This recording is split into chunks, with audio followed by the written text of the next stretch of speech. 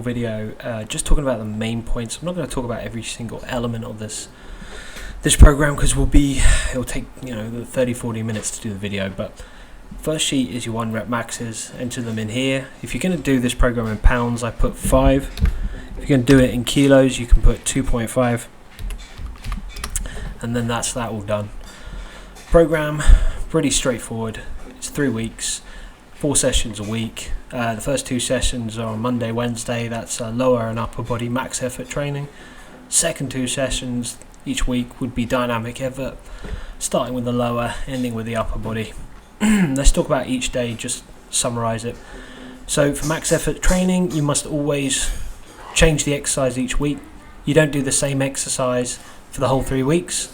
Otherwise, you're going to accumulate too much fatigue and you'll burn out because we are going up to your training match each session. That's too much intensity if you do that each week. So when I'm doing my lower body stuff, on week 1 I do squats, week 2 I do a deadlift variation. From the drop down list you'll see a whole load of options there. And then week 3 I do a squat variation, so squat, deadlift, squat. Don't add in a 4th week and try and do a deadlift. Trust me, I've tried it. It's a bad idea. You'll burn out too quickly. So when you're doing max effort, you work up to your training max for that session, for that exercise. I call it a training max, not a 1 rep max. Now, you're going to have to use your common sense when working up to that. What sort of increments you want to do. I mean, generally speaking, for lower body stuff, I would normally do, I'd go up in 10 kilos, that's like 20 pounds, maybe a little bit less, 15 pounds, 7.5 kilos. And then for upper body stuff, I will normally do 1.25 to 5 kilos.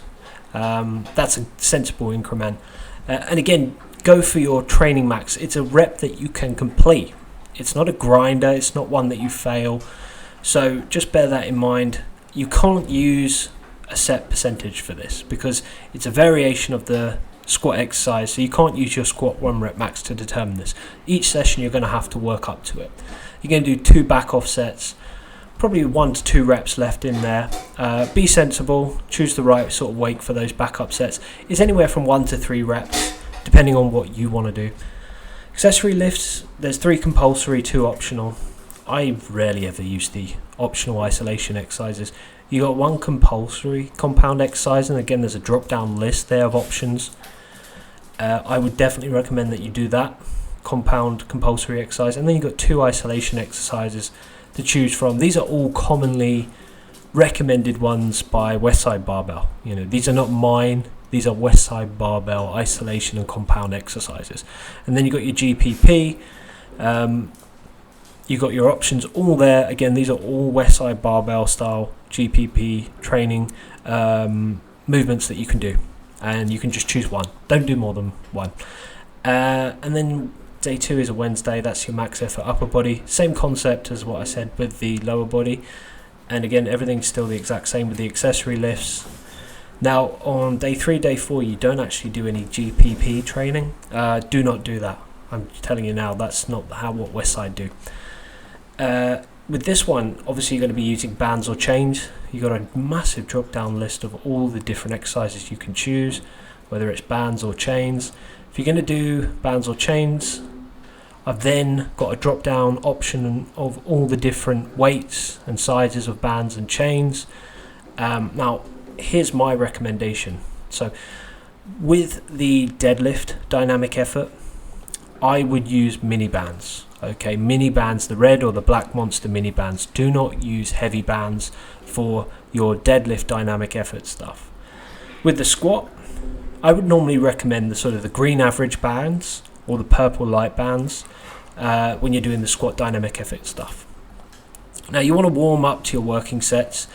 With the squats, you start week 1, 12 sets of 2, week 2, 10 sets of 2, week 3, 8 sets of 2. With the deadlift, you start week 1 with 10 sets of 1, and then week 2, 8, and then week 3, 6 sets of 1. Now some people do sets of 2, so I think it's like 6 sets of 2, 5 sets of 2, 4 sets of 2, but I believe doing singles is better. and I read on Westside Barbell's website before somewhere that they recommend you do the singles as well.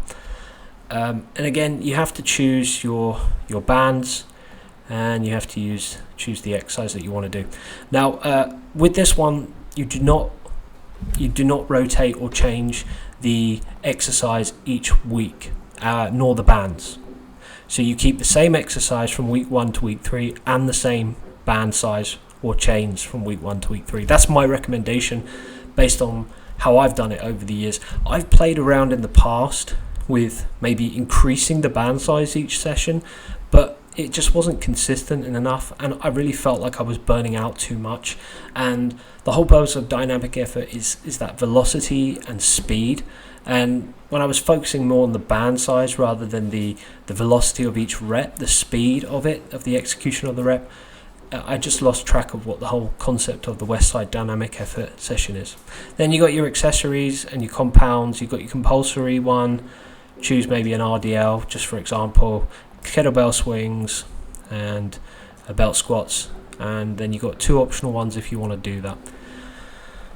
Now, with the dynamic effort upper body, again, you've got a whole list of exercises to choose from with bands and chains, with specialty bars. If you don't have them, you can just use a standard barbell. And then you're going to choose what size bands you want to use. Now, I tend to stick with mini bands when I do bench pressing, normally the black ones, or sometimes if I'm feeling ambitious I might use some purple light bands or green average bands, but I don't use the strong bands when I'm doing any dynamic effort stuff, really. Just don't use them. I know a lot of other people do, but I don't really use them. I really, when I do dynamic effort training, it's about the velocity, the execution of the rep, not so much how many chains or bands I've got on it. Now, you do consistently 9 sets of 3 from week 1 to week 3. You don't reduce the volume each session. You keep that. That's the Westside way. You might see some other conjugate variation programs that will reduce the number of sets each training week, maybe start 9, then 8, then 7 or whatever, but the Westside way is actually to keep that 9 sets of 3 consistent. Now let's talk about the percentage of 1 rep max, what you're going to do for the dynamic effort lower body. I think I've already clearly stated it there. Yeah, you can see up here 50% week 1, 50%, 60%, 60%. So that's what I've done there, but I'm going to actually recommend that you don't do that. That's from me before. So let's start with the squats. We've got 50% week 1, then it goes up in 5% to 55%, and then the last week should be 60%. Now the deadlifts, I used to do something slightly different. This was still from when I was using the program. I started with 50, I then jumped to 60, and then week 3 I did 60 as well. But really what I recommend that you should do is actually keep it 50, 55 and 60. That's a better option. Now with the bench pressing, we're doing more volume, overall volume, than we are for lower body dynamic effort. We're doing 9 sets of 3, so we're doing more reps each set and more volume overall. So I actually start this with 50, 55 and 60, the same as the upper body, but the reason why I brought up this volume thing is some people I've met in the past have actually reduced that, starting with 45% of their 1 rep max, 50, then 55, so they actually start with less, just because there is a lot of volume to work with there compared to the deadlift, where you're doing 10 sets of 1, 8 sets of 1 and 6 sets of 1, and then with the squats, 12, 10 and 8 sets of 2. But keep it at 50% week 1 and increase it by 5% each week. Try that out first and see how it goes. So that's that. That's all of that done, and everything remains consistent from week 1 to week 3 there. Nothing changes. This is the drop down list of all the exercises which you've seen when I click on these ones, all these exercises. This is that sheet with all those exercises there, so you can check that out if you want. This is a list of all the accessory and assistance exercises. We've got the primary compounds and the assistance ones. That's all on this sheet. And the band type, this is just what I use for bands and chains. This is so that I can remember the size of each band in terms of pounds, 80 pounds to 100 pounds, or kilos, 37.5 to 45 kilos, in terms of how much tension, how much weight is in those bands.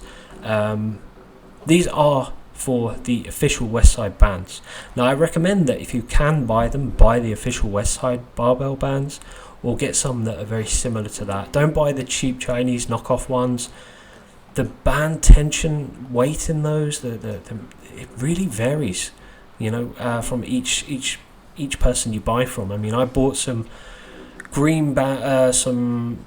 some mini bands, red mini bands from them before, and I swear it felt like 3 times what the Westside barbell ones feel like. And then sometimes I bought the red mini bands in the past and they're just way too light, so I've got to buy another set to try and make it. So it's just ridiculous. If you can buy the official Westside ones, get them, or get some from maybe Rogue, somewhere like that, some official good company that knows what they're doing when they're manufacturing these bands. This is the size of the chains. I don't use chains simply because my gym doesn't have them.